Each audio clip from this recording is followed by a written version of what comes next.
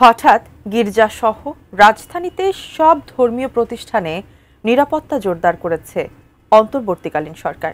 একই সঙ্গে ধর্মীয় সহাবস্থানে বিঘ্ন ঘটানোর যে কোনো প্রচেষ্টার বিরুদ্ধে আইনের সর্বোচ্চ প্রয়োগের হুঁশিয়ারি দেওয়া হয়েছে। কিন্তু ঠিক কী কারণে ধর্মীয় উপাসনালয়গুলোতে হঠাৎ নিরাপত্তা জোরদার করা সহ এই কঠোর বার্তা দিয়েছে সরকার, জানাচ্ছেন এসআই রাজ। সাম্প্রদায়িক সম্প্রীতি রক্ষায় দৃঢ় প্রতিশ্রুতি পুনর্ব্যক্ত করে রাজধানীর সব ধর্মীয় প্রতিষ্ঠানে নিরাপত্তা জোরদার করেছে অন্তর্বর্তীকালীন সরকার। সোমবার বিকেলে গণমাধ্যমে পাঠানো এক বিবৃতিতে এ তথ্য জানিয়েছে প্রধান উপদেষ্টার প্রেস উইং। বিবৃতিতে বলা হয়, ধর্মীয় সহাবস্থানে কোনরূপ বিঘ্ন ঘটানোর প্রচেষ্টা হলে আইনের সর্বোচ্চ প্রয়োগ করা হবে। সম্প্রতি রাজধানীর বিভিন্ন স্থানে ঘটে যাওয়া ককটেল বিস্ফোরণের পরিপ্রেক্ষিতে এই পদক্ষেপ নেওয়া হয়েছে। এদিকে ককটেল হামলার ঘটনায় ২৮ বছর বয়সী এক যুবককে গ্রেপ্তার করেছে ঢাকা মেট্রোপলিটন পুলিশ। প্রাথমিক তদন্তে তাকে নিষিদ্ধ ঘোষিত ছাত্রলীগের সদস্য হিসেবে চিহ্নিত করা হয়েছে বলে দাবি প্রেস উইংয়ের। সন্দেহভাজন ব্যক্তিকে কাকরাইলের সেন্ট মেরিজ ক্যাথেড্রাল ও সেন্ট জোসেফ স্কুল প্রাঙ্গণে ককটেল বিস্ফোরণ সহ একাধিক ঘটনার বিষয়ে জিজ্ঞাসাবাদ করা হচ্ছে।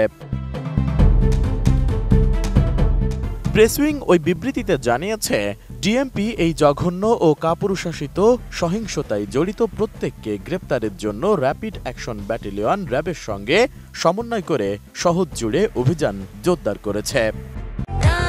প্রাণ ইউএইচটি মিল্ক, শুদ্ধতায় ও মমতায় সবসময় সেরা স্বাদে। এর আগে সোমবার সকালে রাজধানীর 4টি স্থানে ককটেল বিস্ফোরণের ঘটনা ঘটে। মোহাম্মদপুরে মৎস্য ও প্রাণী সম্পদ উপদেষ্টা ফরিদা আক্তার ও ফরহাদ মজহারের প্রতিষ্ঠান সংলগ্ন সড়কে দুটি, মিরপুরে গ্রামীণ ব্যাংকের প্রধান কার্যালয়ের সামনে একটি এবং ধানমন্ডি ২৭ নম্বর প্রধান সড়কের মাইডাস সেন্টারের সামনে ও ধানমন্ডি ৯-এর ইবনে সিনা হাসপাতালের সামনে আরও দুটি ককটেল বিস্ফোরণ ঘটে। এছাড়া এদিন সন্ধ্যা ৭:৩০টার দিকে ধানমন্ডির ল্যাবেইড হাসপাতালের সামনের রাস্তায় শান্ত মরিয়াম বিশ্ববিদ্যালয়ের একটি বাসে আগুন দেয় দুর্বৃত্তরা। পরে ফায়ার সার্ভিসের দুটি ইউনিট গিয়ে আগুন নিয়ন্ত্রণে আনে।